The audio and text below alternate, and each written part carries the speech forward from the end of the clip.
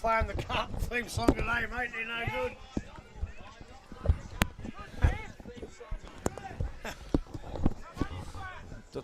Turn the power off.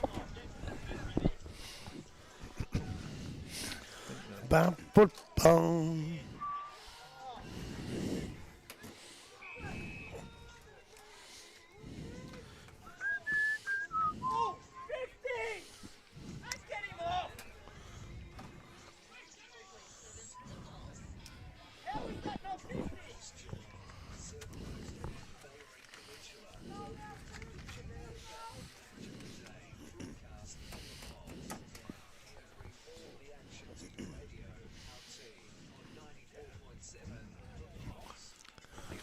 Thanks, mate.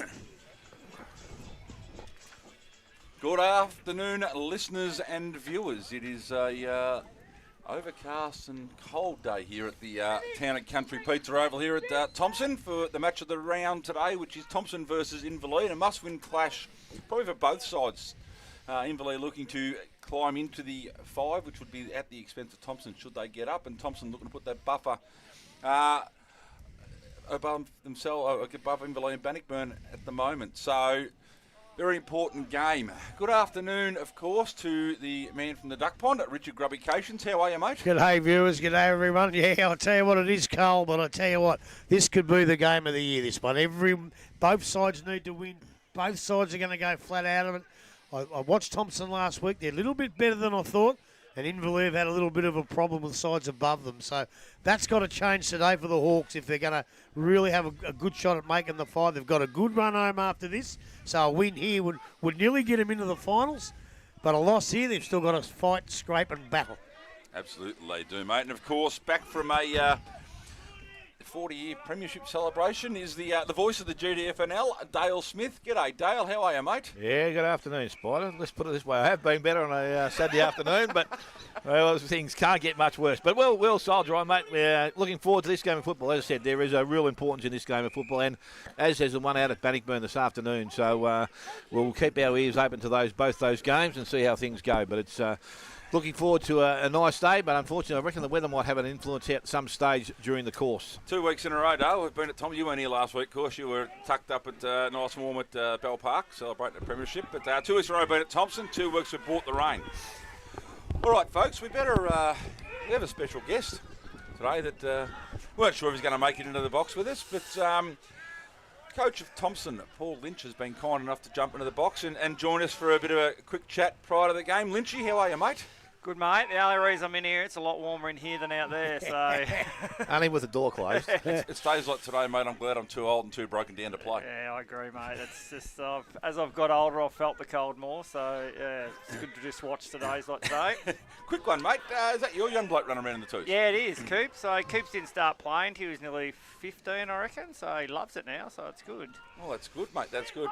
All right, last week, very important win for you. It puts us 4 points clear of Bannockburn, so you're still level with Banner? No, we're 4 points clear of Bannockburn now, so we're the same point. So, yeah, it was obviously these two games are always going to be very important to us, playing Bannockburn and Inverleigh with them two sides being around us. So, last week was the first piece of the puzzle, and this one's the second piece. So, hopefully we can get the job done today. They did come hard at you in that last quarter, didn't they? Yeah, they did. We sort of controlled the game probably for 3 quarters, and we had a plan and we executed it pretty well, but it just sort of unravelled a little bit late in that last quarter. But we've got a bit different personnel out there today, so you won't see that flooding tactic that we had last time. Fair enough. Might see a bit of flooding from the localised showers again, Grub. Yeah, might too. And see, it might just be me, but up until a couple of weeks ago, I was of the opinion that Thomson will make 5. Yeah. But I don't know if they'd really fire a shot the way the year's been going. But after watching them last week, I think with blokes like Boyd coming better, Knight can play and he's starting to play. Not just the players you've come back, but the players that have been there that are playing better.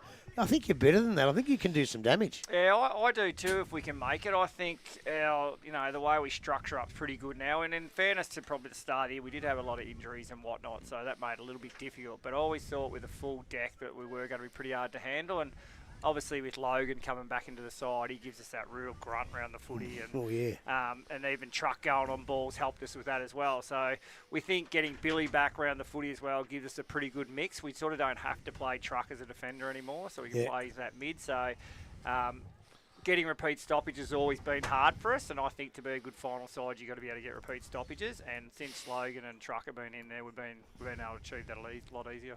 Leighton Folburn, do you get back at some point? Yeah, Lates comes back mid-finals, so we'll just have to assess that when it happens, depending on how we are injury-wise and that. Lates is the sort of guy that does not need to train. He can just step in and step out whenever he wants. He's a fitness fanatic, so if he's available and things work out, he's still definitely a chance to play. Well, we're just getting coffee orders I here. can't believe it. The man behind us look after. That's what I like coming to Thomson. When there's food and drink about, so one of the grubby can actually concentrate on this conversation. Oh, I know, because I was going to ask, and I suppose you have to include this bloke when you talk about Thomson. Troopy in the ruck has been very, very good, but do you tear your hair out? Does he give a few free kicks at 50? Can you stop that, or is that just Troopy? I think he's getting better at it. Like, he's just so combative in there. Like, I actually like him as a ruckman. I like him a bit to Lockie Veal. He's just aggressive and arms and that going there, and he'd be so hard to ruck against, like, from a genuine ruckman. So his ruck craft's getting better. He's still giving away the odd 50 and gets sucked in a little bit sometimes, but that's good with the bad a little bit. But I actually like him in there. I think.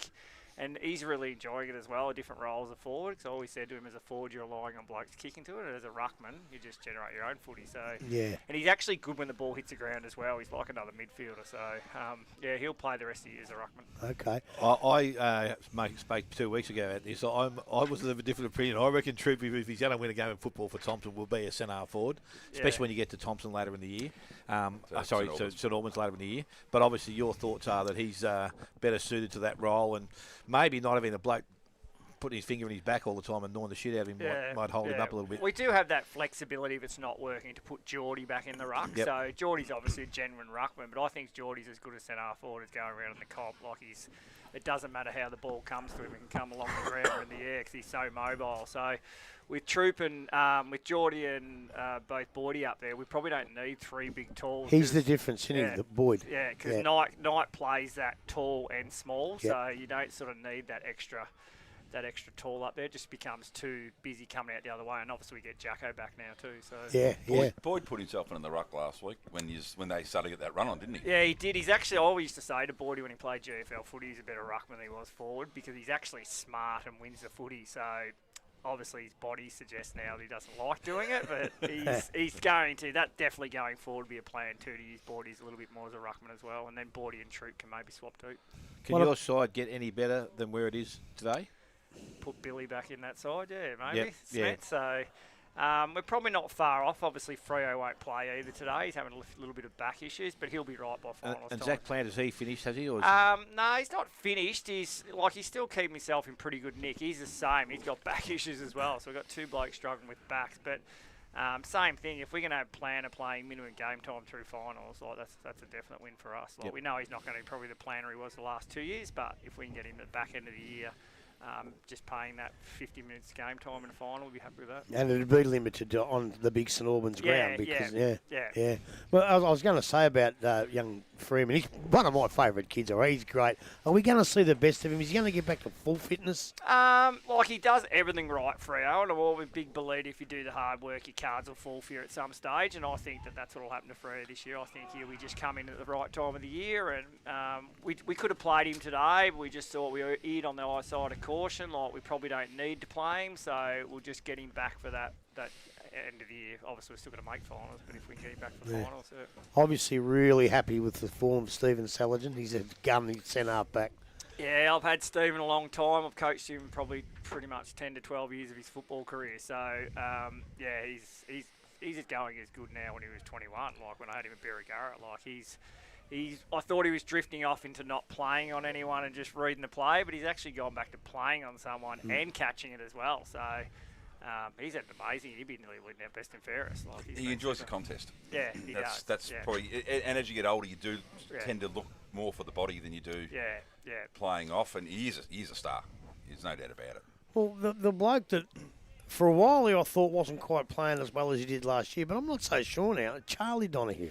Yeah, he'd be the first to admit he probably is not going as good as he was, but he's obviously getting some attention now too. Like last year, he just sat out in the wing and did whatever he wanted. No one manned him up. But sides have obviously worked that out with Charlie now because he's an elite user as well. So sides have worked that out a little bit, and he's not getting that free rein. But as I said to him, if you're going to progress as a good footballer, that's part of life. Like you got to deal with attention, and we're just sort of working through that now. And he'll be right. He'll come good. And of course, the next couple of games, you have to win today. You've got Werribee last game. I just think Thomson might have the side to beat Werribee on this ground at least. Yeah. So that might not be the big danger. Well, I think you should be right by then. But if you have to beat Werribee to get into the finals, you can do it. Yeah, I don't fear any side in the competition. Obviously, I respect a lot of them, but I just don't fear any of them like that. We can't beat them. I think on our day we can match. And I thought against East a couple of weeks ago, I thought we pretty much controlled the game for 3 quarters. They just opened us up in a patch of about 15 minutes. But I think, we definitely have the cattle and the always say, like, what problems have they got for us and what problems have we got for them? And I think we've got a lot of problems for the opposition side as well. So. Yeah, well, you mentioned that, how they cut you up in about 10 minutes.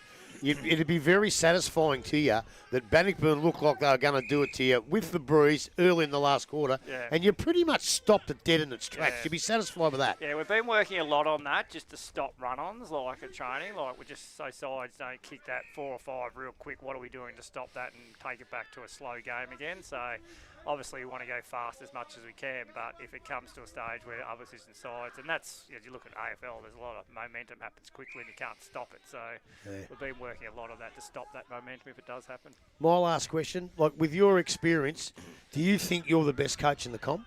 Oh, probably not. Because Johnny Mitchell does. Ask Ronnie Pilgrim that, you get a different answer.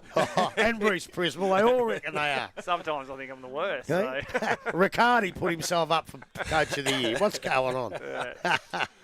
Well, I think I did an interview a few weeks ago and I had Lynch in there. I said, probably one of the best, if not the best coach in Geelong. And he went a bit bright red. I thought he'd been sunburnt for a little while there. He's not that sort of bloke who jumps all over that sort of praise, are you, mate? I've made a lot of mistakes. I've made a lot of mistakes. Yeah, but sorry about that. The main thing is, and I do, from according to a few blokes, you have given a couple of sprays. Do you enjoy it?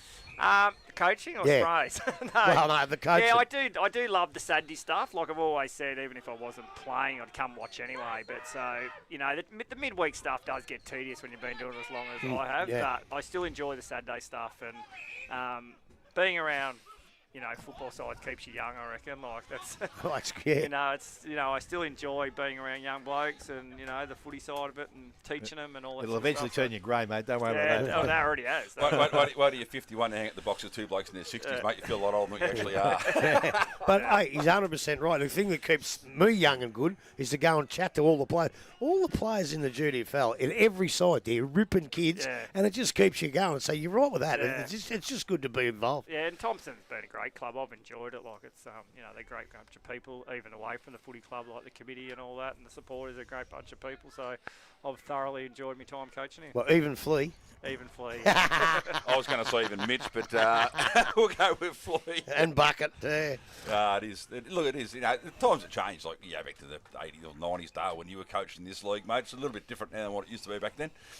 So things have definitely changed. Football's changed completely. Actually, I get frustrated with watching it now. I don't know how you feel as a coach. I agree. I get watching AFL. I do anyways. Yeah, I just, as I said, blokes go out the footy, they don't know what to do, whether tackle or run away from them. It's even the backmen now, even just to make a contest in the air, you think, if I touch their arms, I'm gone, I'm shot. So it's a fine art now. It is, pretty much. Yeah. Gone to the days you chop the arms, give them a clip behind the ear and that sort of stuff. That used to, that used to be good fun at Thomson with H.E. and Steiny and these blokes who, you wouldn't know it now because they're all broken down, like we all are.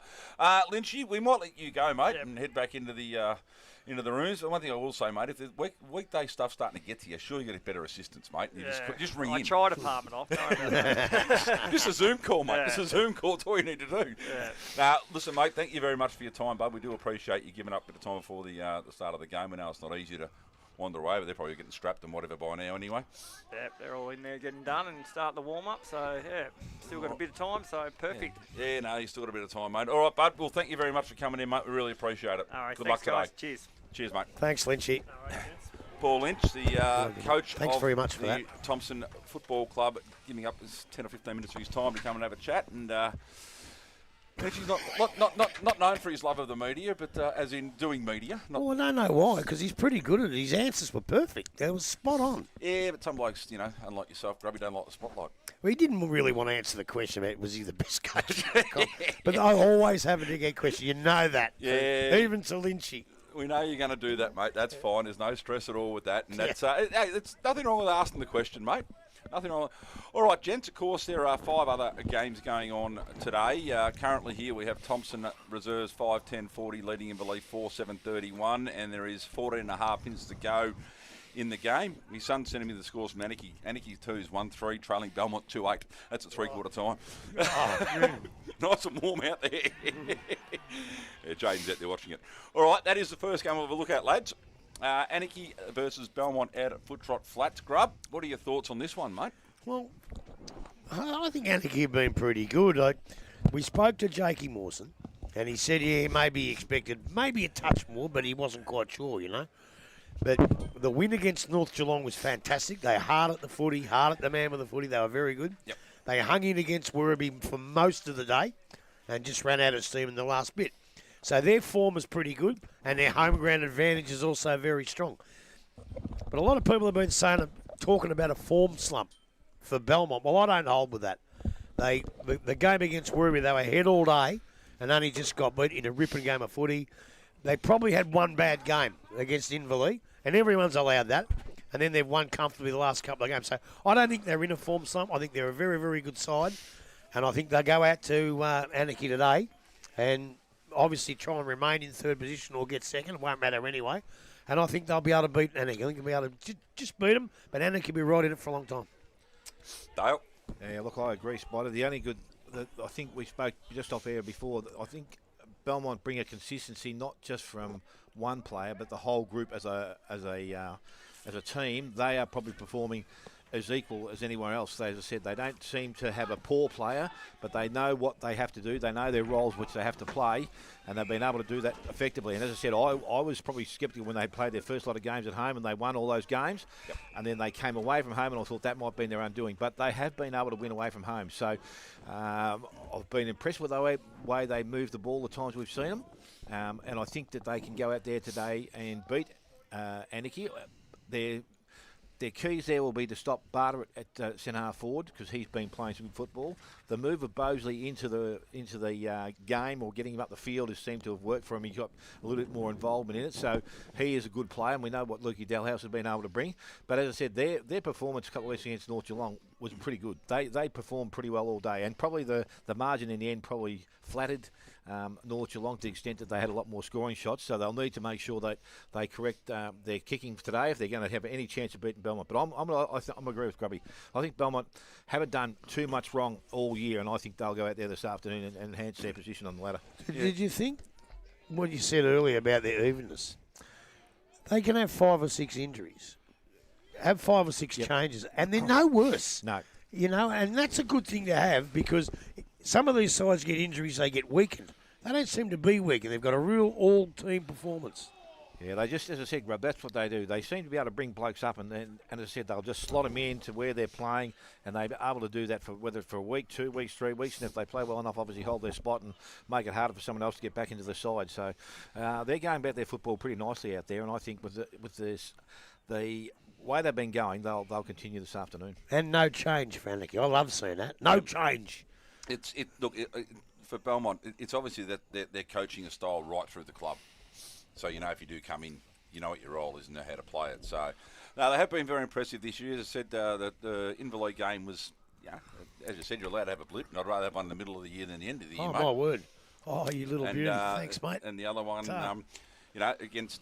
thanks, mate. And, of course, Rachel's Cafe looking after us again beautifully. They're fantastic, aren't they? We should come to Thomson every week. They are going very, very well, and they'll be thereabouts, I think, come the end of the year. My word, they will. The big ground doesn't seem to bother. That was the question. Would the big ground bother them? Well, it doesn't seem to. Not yet. I still think Brent Vermeulen and Andy Walscott have to actually have a really good look at what they've got and try and develop a plan for St Albans. If you don't do that, you don't win. Because you have to have the plan for that big ground. Remember years ago, Carrara used to go bang, bang, bang, bang, goal. Come finals, I go bang, bang, bang, bang. My crikeys were 70 metres out still. So whether it's another big bloke at centre half forward or beyond, I don't know. But I tell you what, these two blokes have coached very well, and I think they'll be able to do that. I think they're smart enough to come up with a plan that'll make them a good sign on. By all reports, they are St Albans boys, and I believe they have been across to the ground already, doing some training over there. I love that. Overnight. So I love that. They're already preparing for that point, so they're obviously confident they're going to get themselves through to a final spot. And as I said, no, I don't think anyone here would doubt that's not going to happen. No. So they've already got some things in the plan and in the pipeline heading towards St Albans. So that's great. Brenny's definitely from St Albans. Brent, he's from Belmont originally, so that's why he came back to 1 point. Yeah, but I'm saying they have been at. I don't think Walscott. Has he been at St Albans? Has he? I thought he come from Barwon Eds or. No, I thought he was. Anyway, at one stage as that well. Doesn't matter. All right, on to the next game, lads. So I was seeing last week was Bannockburn taking on North Geelong. And North Geelong obviously had a good win against Winch last week, coming from behind. And Bannockburn, apart from that, probably 10 minutes in the last quarter, Grub, weren't really impressive, were they? No, I even last week I thought when I looked at the next week's game, early in the last week I thought, I don't think there's much about on that. But after last week's round of footy, where Bannockburn weren't good here, and North Geelong were obviously pretty good against Winch, it changed the tune a bit. I know they've got a hard run home, North, but the only way to compare that is to win today. And then I know it's an old cliche, but then go from week to week. And then I glanced through the outs for Bannockburn, which are Fulton, Battaglia and Luke Bowden, who possibly rest of the year. What did Luke Bowden do? Don't know. I just heard he was out for the rest of the year. Okay. So, Fulton obviously 3 weeks. Who? Fulton to be 3 weeks. Well, he has to be 21 days, doesn't he? So all of a sudden, North, it's opened the door for North. I just think, I don't know if they can make it. I really hope they can for Riccardi's sake, who's brought them from on their knees, I suppose you'd have to say. They were. Bannockburn's form at home, where it used to be a fortress, hasn't been great. And with the loss of these players, I'm going to go the other way. I'm going to go North Geelong to win that today. Fair enough, Dale. Well, as I said to you last week when we got out, 2 weeks ago when we were at Anarchy, North Geelong for this whole season have always finished games really, really well. So obviously fitness is up and they've been able to run out games and come from behind a number of times. So, and again, they were probably a bit too far back when we all agreed last time out at Anarchy, but to be where they were last week against Winch and then get over the top, I consider that a really good win. And obviously that will do their confidence no end of harm there. They go out there with a real opportunity to beat Bannockburn with the guys they've got out of their side. Look, I don't know. I think this is going to be probably the closest game of the round.